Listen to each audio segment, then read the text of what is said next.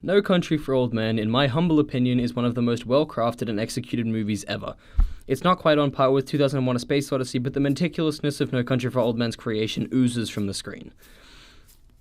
Everything is used perfectly, audio and visual. The adaptation from Cormac McCarthy's novel is perfect, and it does help that the film is verbatim of the book, but it still adapts the themes of the novel to the screen incredibly well. No Country for Old Men has had its story and plot debated to death in an attempt to find the meaning of its themes. The general conclusion is one that I won't share, but one of the most interesting parts of the film is to come to your own conclusion and compare against others. To be told ahead of time what the overarching theme of this film is would be to ruin half of the experience. That said, the plot is an incredible manifestation of said theme, and the way it comes across on screen is very intelligent and well executed.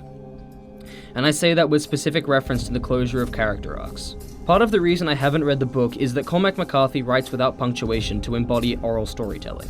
For me, it's slightly too confusing because I can't tell the difference between thoughts and dialogue. Now, having seen the dialogue on screen, I can confidently say that it's incredible. It plays very well into the themes of No Country for Old Men, especially the direction and eventual end of some very specific conversations. It's all very suitable for the characters, and it pays special attention to details such as speech patterns and vocabulary. It's things like that that make the dialogue specific to different characters, and it makes them not only relatable to a further extent than most dialogue would make them, but it also makes them unique, and their uniqueness aids in how relatable they are. Not relatable in the sense that you like the characters and what they do, but in the sense that it's understandable why they would do those things. Another thing I like about the film's dialogue is it's incredibly light on exposition. No Country for Old Men allows the viewer to simply learn by paying attention to events throughout the movie. There is a scene where Javier Bardem's character Anton Chigurh is referenced but not by name, and the viewer is given the freedom to understand that this is the character being referenced without being told. There is another example of this with Tommy Lee Jones' character saying, "If only he knew what sons of bitches were chasing him." In most movies, this line would precede the scene of said sons of bitches actually chasing the character in question, but it doesn't. The Coens, and indeed, since I've said the film was verbatim of the book, Cormac McCarthy, have enough faith in their viewer or reader to understand that the people doing the chasing mean business without having to be told.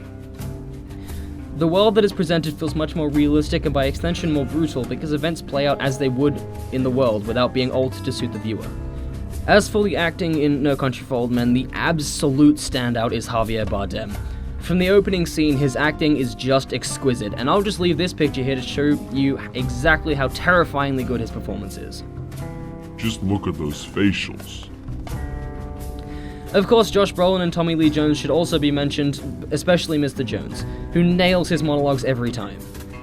The only person more deserving of praise in this movie besides Javier Bardem is Roger Deakins, and dear God, I love this man. No one is more annoyed than me at his continuous losing streak at the Oscars, and by far No Country for Old Men is the biggest upset of his career.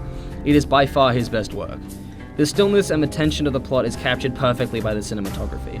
There is something chilling about how each image is framed. It's not just that they're good looking, but they are tense shots as well. Just a freeze frame of some of the cinematography is enough for me to feel a little heart rate increase. The Coens' editing is also incredible. It's what pushes the visuals that little bit further. The juxtaposition of dialogue against what's shown on screen is what makes the opening monologue by Ed Bell so great.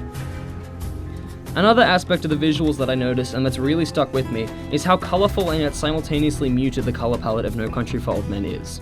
It's odd to see such a wide variety of colors and yet have them all be so obscured. It's really cool that the realism of the environment is suppressed while still remaining in some senses realistic. On that point, I find that a lot of the technical aspects of No Country for Old Men come from making everything as realistic and thus as bleak as possible. And none of the aspects add as much to this atmosphere as the sound design. While in some movies that I have reviewed, I was annoyed at a lack of depth in the sound design, this film has what those films didn't: purpose to the silence. It comes from the fact that the emptiness of the sound design isn't omnipresent. What I mean by this is that the silence is something that is part of the environment that is enhanced, as opposed to something that is manufactured. And in saying that, it's never complete silence. There is sound at all times, it's just more muted and distanced from the images, and I really like that about this film. No Country for Old Men is pretty famous for its score, and by that I mean it doesn't have one. I have seen attempts to score the film, and none work anywhere near as just the soundscape by itself.